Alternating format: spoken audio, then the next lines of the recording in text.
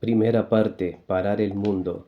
Las reafirmaciones del mundo que nos rodea. Entiendo que usted conoce mucho de plantas, señor, dije al anciano indígena frente a mí.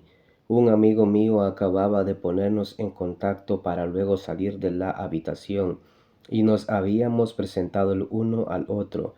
El viejo me había dicho que se llamaba Juan Matus. ¿Te dijo eso tu amigo?, preguntó casualmente. Sí, en efecto, corto plantas, o mejor dicho, ellas me dejan que las corte, dijo con suavidad. Estábamos en la sala de espera de una terminal de autobuses en Arizona. Le pregunté con mucha formalidad: ¿me permitiría el caballero hacerle algunas preguntas? Me miró inquisitivamente. Soy un caballero sin caballo, dijo con una gran sonrisa, y luego añadió: ya te dije que mi nombre es Juan Matus. Me gustó su sonrisa. Pensé que obviamente era un hombre capaz de apreciar la franqueza, y decidí lanzarle con audacia una petición. Le dije que me interesaba reunir y estudiar plantas medicinales. Dije que mi interés especial eran los usos del cacto alucinógeno llamado peyote, que yo había estudiado con detalle en la Universidad de Los Ángeles. Mi presentación me pareció muy seria. La hice con gran sobriedad y me sonó perfectamente verosímil. El anciano meneó despacio la cabeza, y yo, animado por su silencio, añadí que sin duda ambos sacaríamos provecho de juntarnos a hablar del peyote. En ese momento alzó la cabeza y me miró de lleno a los ojos. Fue una mirada formidable, pero no era amenazante ni aterradora. En modo alguno. Fue una mirada que me atravesó inmediatamente. Se me trabó la lengua y no pude proseguir mis peroratas. Ese fue el fin de nuestro encuentro, pero al irse dejó un rastro de esperanza. Dijo que tal vez pudiera yo visitarlo algún día en su casa. Resulta difícil valorar el efecto de la mirada de don Juan si mi inventario de experiencias personales no se relaciona de alguna manera con la peculiaridad de aquel evento. Cuando empecé a estudiar antropología, era ya un experto en hallar el modo. Años antes había dejado mi hogar, y eso significaba, según mi evolución, que era capaz de cuidarme solo. Cada vez que sufría un desaire, podía, por lo general, ganarme a la gente con halagos, hacer concesiones, argumentar, enojarme, o si nada resultaba, me ponía chillón y quejumbroso. En otras palabras, siempre había algo que yo sabía capaz de hacer bajo las circunstancias dadas, y jamás en mi vida había hallado un ser humano que detuviera mi impulso tan veloz y definitivamente como don Juan aquella tarde. Pero no era solo cuestión de quedarme sin palabras. En otras ocasiones me había sido imposible decir nada a mi oponente a causa de algún respeto inherente que yo le tenía. Pero mi ira o frustración se manifestaban en mis pensamientos. La mirada de don Juan, en cambio, me atontó hasta el punto de impedirme pensar con coherencia. Aquella mirada estupenda me llenó de curiosidad y decidí buscarlo. Me preparé durante 6 meses tras ese primer encuentro, leyendo sobre los usos del peyote entre los indios americanos, y especialmente sobre el culto del peyote entre los indios de la planicie. Me familiaricé con todas las obras a mi disposición, y cuando me sentí preparado regresé a Arizona. Sábado, diciembre 17 de 1960. Hallé su casa tras largas y cansadas inquisiciones entre los indios locales. Empezaba la tarde cuando llegué y me estacioné enfrente. Lo vi sentado en un cajón de leche. Pareció reconocerme y me saludó cuando bajé del coche. Intercambiamos cortesías sociales durante un rato, y luego, en términos llanos, confesé haber sido muy engañoso con él la primera vez que nos vimos. Había alardeado de mis grandes conocimientos sobre el peyote, cuando en realidad no sabía nada al respecto. Se me quedó mirando, sus ojos eran muy amables. Le dije que durante 6 meses había estado leyendo con el fin de prepararme para nuestro encuentro y que ahora sí sabía mucho más. Rió obviamente. Había algo en mis palabras que le parecía chistoso.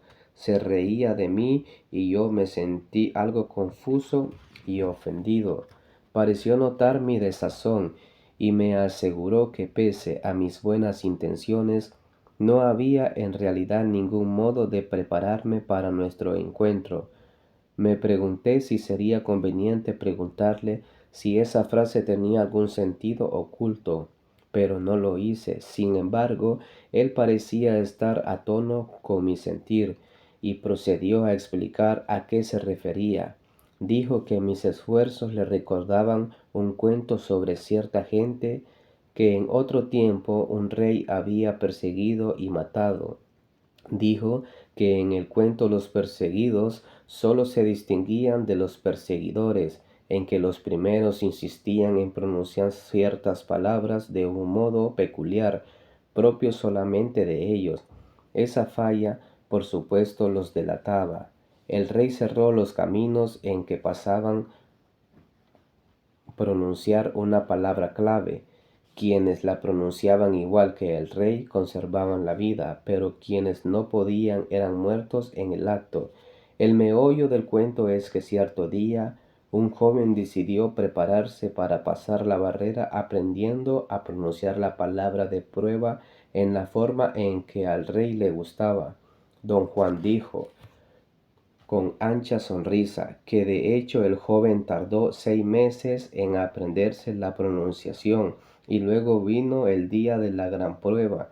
El joven con mucha confianza se acercó a la barrera y esperó que el oficial le pidiese pronunciar la palabra. En ese momento, don Juan interrumpió muy dramáticamente su relato y me miró. Su pausa era muy estudiada y me pareció algo cursi, pero seguí el juego. Yo había oído antes la trama del cuento, tenía que ver con los judíos en Alemania y con la forma en que podía saberse quién era judío por la pronunciación de ciertas palabras. También conocía el remate del chiste. El joven era atrapado porque el oficial olvidaba la clave y le pedía pronunciar otra muy similar, pero que el joven no había aprendido a decir correctamente. Don Juan parecía esperar que yo preguntara qué había sucedido, de modo que lo hice. ¿Qué le pasó?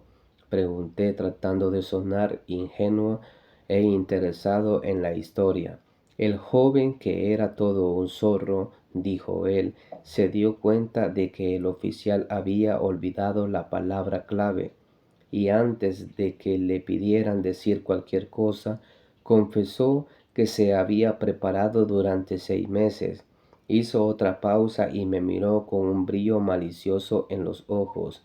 Esta vez me había cambiado la partida. La confusión del joven era un nuevo elemento y yo no sabía cómo acabaría el relato. Bueno, ¿qué pasó entonces? Pregunté con verdadero interés. Lo mataron en el acto, por supuesto, dijo él, y estalló en una risotada. Me gustó mucho la forma en que había atrapado mi interés, sobre todo me agradó cómo había ligado el cuento con mi propio caso. De hecho, parecía haberlo construido a mi medida. Se burlaba de mí con mucha arte y sutileza. Reí mucho junto a él. Después le dije que por más estupideces que yo dijera, me interesaba realmente aprender algo sobre las plantas. A mí me gusta caminar mucho, dijo. Pensé que cambiaba deliberadamente el tema de la conversación para evitar responderme. No quise antagonizarlo con mi insistencia. Me preguntó si me gustaría acompañarla a una corta caminata por el desierto. Le dije con entusiasmo que me encantaría caminar en el desierto. Esto no es un paseo de campo, dijo en tono de advertencia. Contesté que tenía deseos muy serios de trabajar con él.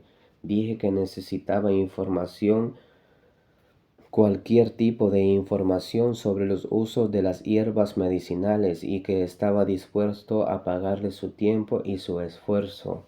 Estaría usted trabajando para mí, dije, y le pagaré un sueldo. ¿Qué tanto me pagarías?, preguntó. Detecté en su voz una matiz de codicia. Lo que a usted le parezca apropiado, dije. Págame mi tiempo con tu tiempo, dijo él. Pensé que era un tipo de lo más peculiar. Declaré no entender a qué se refería. Repuso que no había nada que decir acerca de las plantas, de modo que no podía ni pensar en aceptar mi dinero. Me miró penetrantemente. ¿Qué haces en tu bolsillo?, preguntó frunciendo el entrecejo. ¿Estás jugando con tu pito? Se refería a que yo tomaba notas en un cuaderno diminuto dentro de los enormes bolsillos de mi rompevientos. Cuando le dije lo que hacía, rió de buena gana. Expliqué que no deseaba molestarlo escribiendo frente a él. Si quieres escribir, escribe, dijo, no me molestas. Caminamos por el desierto en torno hasta que casi era de noche. No me mostró ninguna planta ni habló de ellas para nada. Nos detuvimos un momento a descansar junto a unos arbustos grandes. Las plantas son como cosas peculiares, dijo sin mirarme. Están vivas y sienten. En el mismo momento en que hizo tal afirmación, una fuerte racha de viento sacudió el chaparral desértico en nuestro alrededor. Los arbustos produjeron un ruido crujiente. ¿Oyes?, preguntó, poniéndose la mano izquierda junto a la oreja como para escuchar mejor. Las hojas y el viento están de acuerdo conmigo. Reí. El amigo que nos puso en contacto ya me había advertido que tuviera cuidado porque el viejo era muy excéntrico. Pensé que el acuerdo con las hojas era una de sus excentricidades. Caminamos un rato más, pero siguió sin mostrarme plantas y tampoco cortó ninguna. Simplemente caminaba con vivacidad entre los arbustos, tocándolos suavemente. Luego se detuvo para sentarse en una roca y me dijo que descansara y mirase alrededor. Insistí en hablar. Una vez más le hice saber que tenía muchos deseos de aprender cosas de las plantas, especialmente del peyote. Le supliqué que se convirtiera en informante mío a cambio de alguna recompensa monetaria. No tienes que pagarme, dijo. Puedes preguntarme lo que quieras, te diré lo que sé y luego te diré qué se puede hacer con eso. Me preguntó si estaba de acuerdo con el arreglo. Yo me hallaba deleitado. Luego añadió una frase críptica. A lo mejor no hay nada que aprender de las plantas, porque no hay nada que decir de ellas. No comprendí lo que había dicho ni a qué se refería. ¿Cómo dice usted?, pregunté. Repitió su afirmación 3 veces y luego toda la zona se estremeció con el rugido de un aeroplano de la Fuerza Aérea que pasó volando bajo. Ya ves, el mundo está de acuerdo conmigo, dijo, llevándose la mano izquierda al oído.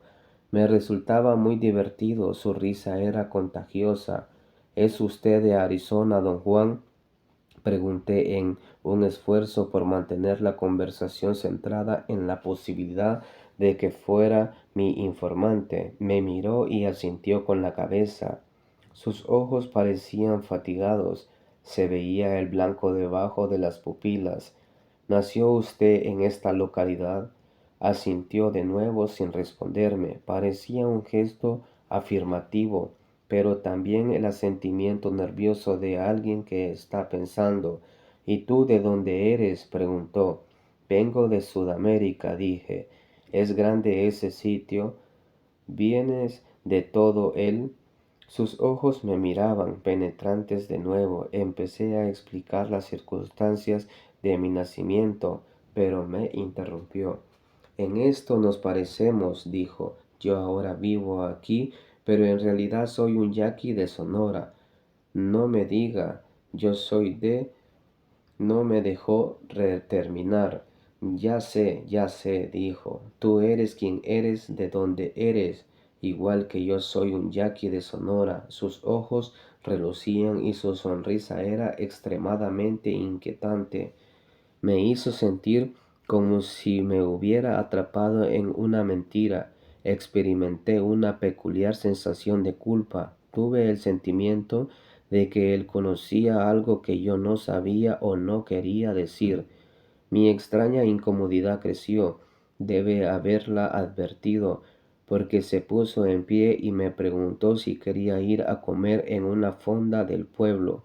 Caminar de regreso a su casa y luego el viaje en coche al pueblo me hizo sentirme mejor, pero no me hallaba completamente relajado.